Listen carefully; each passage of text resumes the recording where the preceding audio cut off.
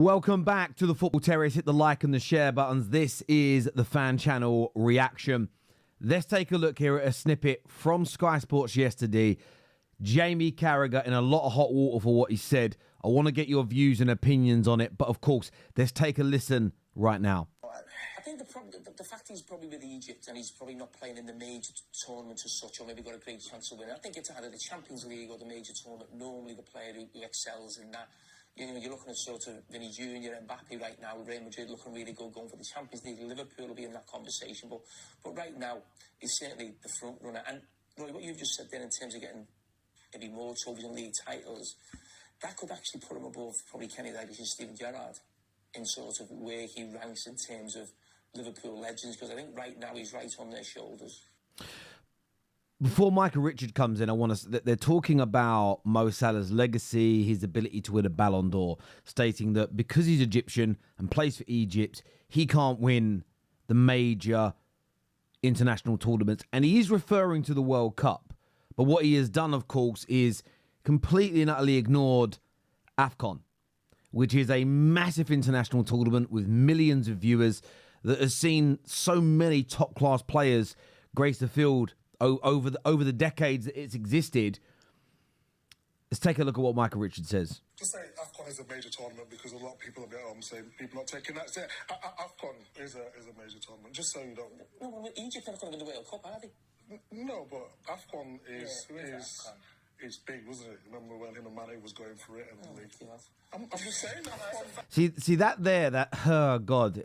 That for me is a bigger problem than dismissing it in the first place, because Micah Richards is painting giving a really good example of, well, it is big because the world tuned in to watch the kind of Mane Salah final, but the whole tournament was geared around it. The fact there was millions of eyes, nations all around the world watching it, tells you it's a big tournament. The problem is, and we have this issue, for instance, with the FA Cup as an example. If you would bear with me in this example, the media play the part in either bigging these tournaments up or knocking them down. And typically you'll find pundits and broadcasters, typically speaking, and well done here to Micah Richards and Sturridge, they will big up the tournaments that either they've won themselves or that their broadcasting company has the rights to, as an example. And of course it's a massive tournament. Is it as big as the World Cup? No. But neither is Copa America or the Euros as big as the World Cup because all the nations are there. But what's seemingly even more stupid about this conversation is the player awards anyway. Mo Salah's legacy shouldn't be damaged because he doesn't win a Ballon d'Or because he's Egyptian and they probably won't win the World Cup. The idea that you should have to win the World Cup, or you have to be from a nation that can win the World Cup to win the Ballon d'Or or it impacts your legacy is crazy. Jules Best is still regarded as one of the greatest to ever do it, and he was from Northern Ireland. So this is where I think football has to change. And when you have to factor in context when it comes out to giving these awards. So it's a crazy concept even in itself when it comes to an international level. A player can go, do you know what? I'm at a club that can't win. I could get a transfer, I can move and go wherever I want in the world, theoretically. When it comes to nations, you can't do that. But look, I thought this was hideous, really, from Jamie Carragher. An awful opinion. But the noise and the kind of reaction he makes to it, for me personally, I thought was disgusting, if I'm being absolutely honest with you. This was an opportunity to prop up Mo Salah. This was a chance, and he was doing it on a club level, talking about another trophy or two, and he might go above Dalglish and Steven Gerrard. He's already above Steven Gerrard. That is beyond debate, in my personal opinion. But Liverpool fans are the ones who have to crown him. But instead of making it about Mo Salah, the attention has gone now to the disrespect to AFCON, which I certainly think should be called out because he's on the most influential sporting channel in the UK that millions of people watch, and an address needs to be made. Moving on from this, I want to play you a clip from Yardman yesterday. Now, I'm not blaming Yardman for this in any capacity before anybody starts. But one of the biggest Arsenal lies I've ever seen was told yesterday, and I'm shocked by it. And I reached out to a few people that sent me the messages. Some have said they're happy for me to share their DMs, but not their names. And I've blocked out everybody's names anyway. But listen here to what Yardman says, because what I then heard is why I think the banter amongst fans, I know it has to exist and I want it to exist, but sometimes I think it goes too far. And when the mainstream media starts copying it and using it for talking points, it becomes, in my opinion, it becomes hugely problematic. Take a listen to Yardman here. He take us to a final, yeah? Unai Emery team take us to the semi-final in the FA Cup. Why Mikel Arteta win it? Yeah? But what I'm saying here, Unai Emery got 21 game or 20-something game and beat no. Yeah? What is it that Mikel Arteta do for me to get up and praise him? So we spoke about this yesterday. Mikel Arteta has been on great unbeaten runs, brilliant winning streaks, broke a record according to a newspaper article. Gooners can tell me if that article's right or wrong. Great, like for a home record that hadn't stood before. But Yardman says it there. Emery got us to a semi-final and Arteta went on to win it. I actually thought what he said was that he got them to a semi-final of the Europa League and Arteta won us a final and he couldn't see the distinction where one was winning a trophy and the other one was getting to a semi. And look, he's angry, he's emotional, he doesn't like Arteta and I respect it. But the messages I received yesterday, and I'm going to put some of them on the screen as you can see here. The first one was a comment from our YouTube channel, which literally said, come on, Terry, you shouldn't be this naive and ignorant. Winning a one-game final after Emery got them to a semi-final is not the same as Slot winning a 38-game league title after Klopp left. You're smarter than this, Terry. You can do better. We had this comment here saying Arteta won the final, but it's not his trophy. Emery got us to the quarter or semi-final, as he stated in the clip. Stop talking Arsenal, you know nothing. And bro, Arteta won the final, but Unai built the team and got us to the semis. So wrong of you to say otherwise. What is going on? What is this? Genuinely, the criticism that Arteta is getting at the moment for not winning the league this year, for falling off, we're going to talk about that more in a moment with a different clip. It's correct. He should be getting criticised. The board and the club for the lack of firepower in the summer and then not rectifying it in January must be criticised. When they got into a title race 3 years ago, nobody expected it really, but they did it. Ever since then, I've been judging Arsenal and Arteta on the trophies they've won, and they haven't added any to that FA Cup from a few years ago, and they should be criticised. I don't think there's anything wrong with Gooners believing now is the time to move on to pastures new, to take this good to very good squad, add a few more stars to it, and maybe become a great team, a team that wins trophies. Nothing wrong with that. But you can't be spreading these types of lies without pushing them back. And some will say, Terry, you shouldn't be defending Arsenal. Why are you defending Arsenal? Because this could happen to any of our clubs or teams. I haven't liked this notion that it's not Arteta's FA Cup from the beginning. Why? I'll give you an example as to why I'm defending it. Let's say that Ruben Amorim wins the FA Cup or the Carabao Cup this season. Sorry, FA Cup or the Europa League this season. Let's say he does that. That would be Amorim's achievement. If I start believing this notion that's been pushed about Arteta's FA Cup, it means I have to award any trophy that Amorim wins. I have to give any of those trophies to Ten Hag. It means that it would be Klopp's league title or Klopp's Champions League or Slots or Klopp's Carabao Cup this year because no players were bought in the summer or just one player. There wasn't a mass change. It's not Slot's squad. It's not Di Matteo's Champions League. It's not Tuchel's Champions League.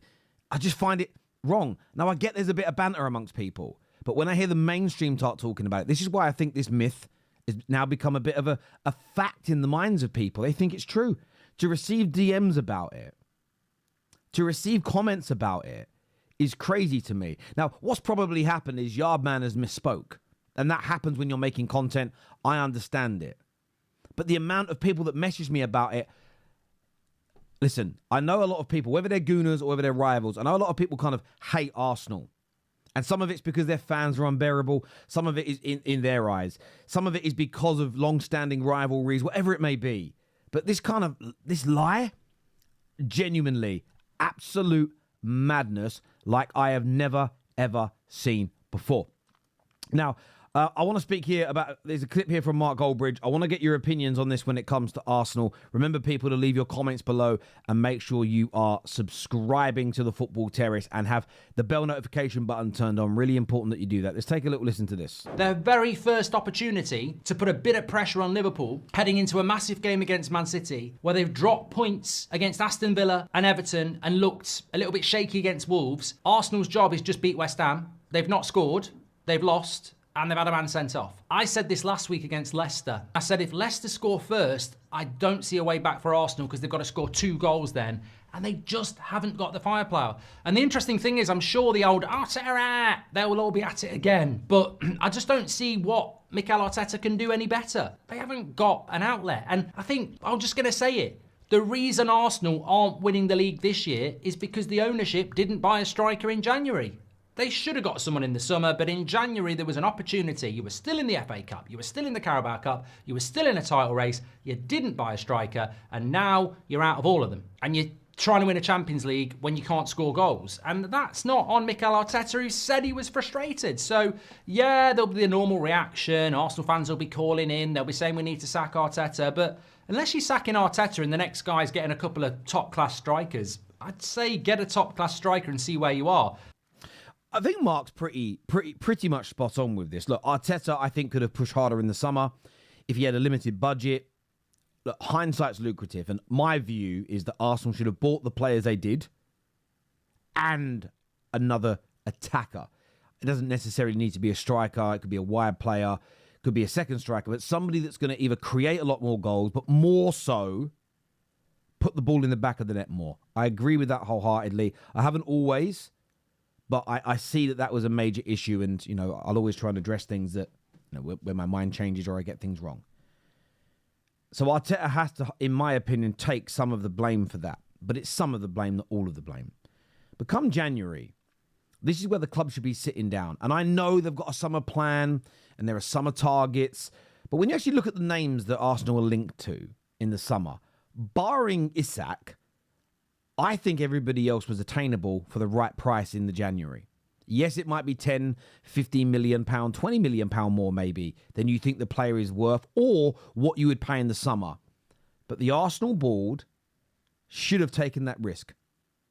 In this instance, this scenario, this context, they should have taken this risk. Buy the player at the start of January as well. 1st of January, 60 million, 65 million. I'm using Ollie Watkins as the example because they bid for him. Get it done.